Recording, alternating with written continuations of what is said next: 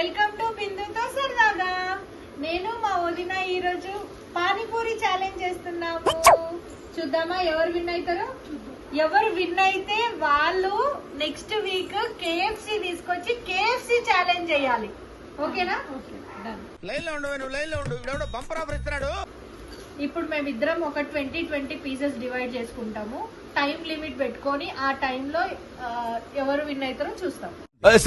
ఏంటి సార్ అది? చూస్తూనే ఉండండి వీడియో. తీసుకోండి.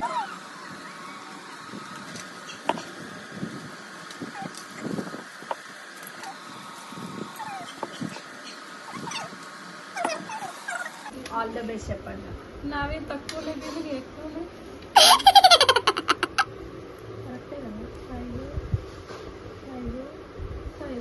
ఒక కర్రీ పఫ్ నాకు, ఒక కర్రీ పఫ్ నీకు. ఓకే.